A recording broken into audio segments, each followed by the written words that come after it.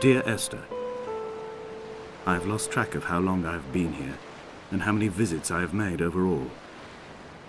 Certainly the landmarks are now so familiar to me that I have to remind myself to actually see the forms and shapes in front of me. I could stumble blind across these rocks, the edges of these precipices, without fear of missing my step and plummeting down to sea. Besides, I have always considered that if one is to fall, it is critical to keep one's eyes firmly open.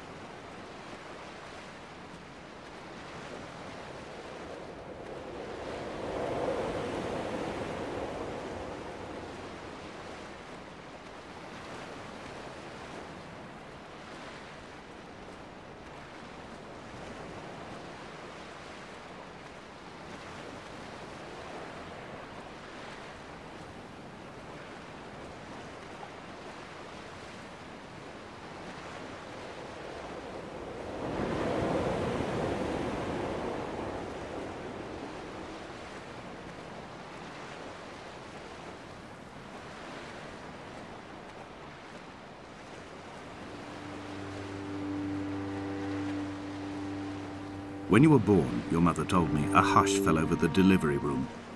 A great red birthmark covered the left side of your face. No one knew what to say, so you cried to fill the vacuum. I always admired you for that you cried to fill whatever vacuum you found. I began to manufacture vacuums just to enable you to deploy your talent. The birthmark faded by the time you were 6 and had gone completely by the time we met, but your fascination with the empty and its cure remained.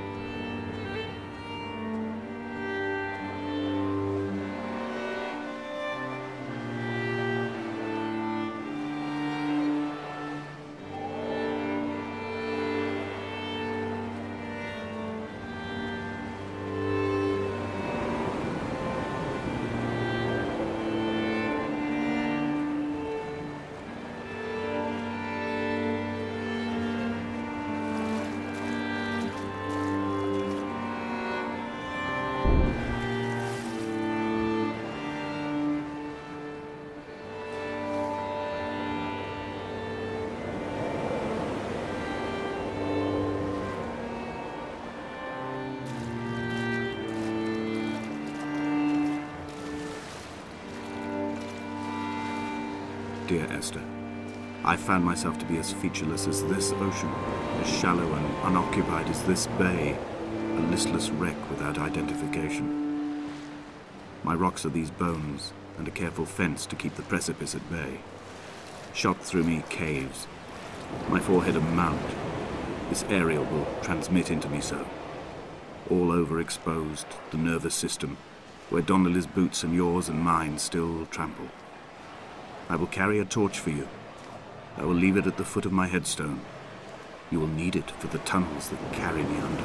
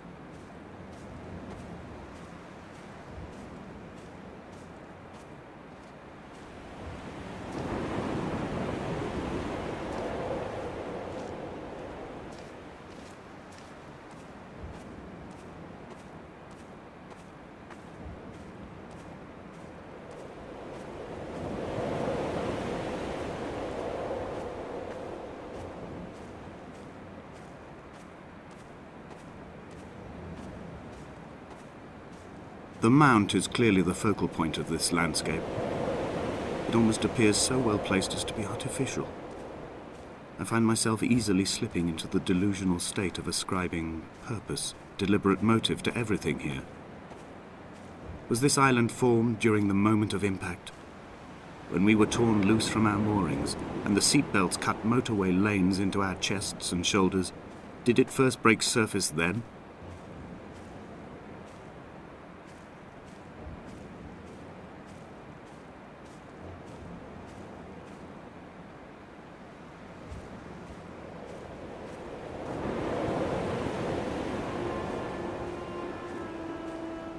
When someone had died or was dying, or was so ill they gave up what little hope they could sacrifice, they cut parallel lines into the cliff, exposing the white chalk beneath.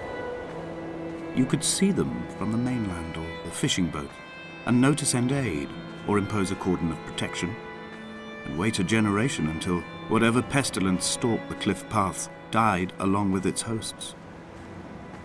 My lines are just for this: to keep any would-be rescuers at bay. The infection is not simply of the flesh.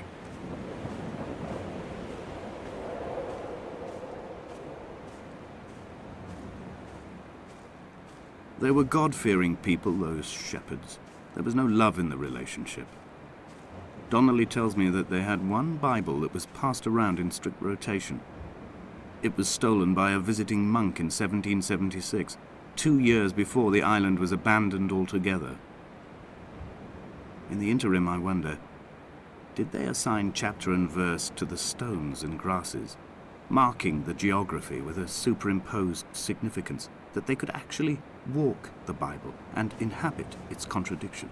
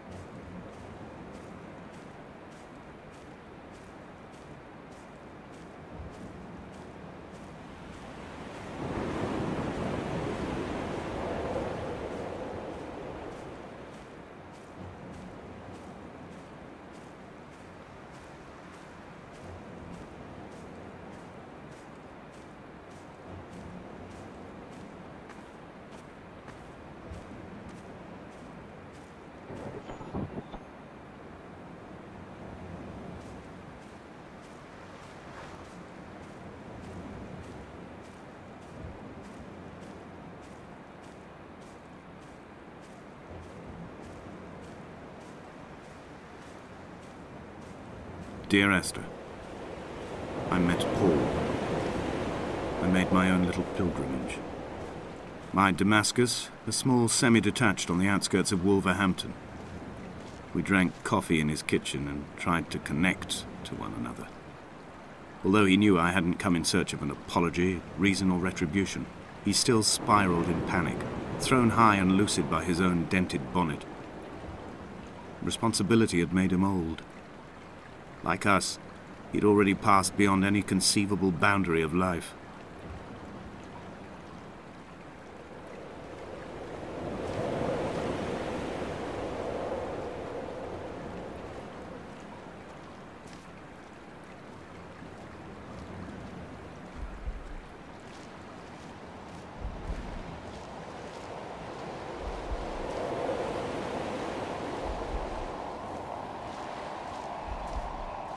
I threw my arms wide and the cliff opened out before me, making this rough home. I transferred my belongings from the bothy on the mount and tried to live here instead. It was cold at night and the sea lapped at the entrance at high tide. To climb the peak, I must first venture even deeper into the veins of the island, where the signals are blocked altogether. Only then will I understand them, when I stand on the summit and they flow into me, uncorrupted.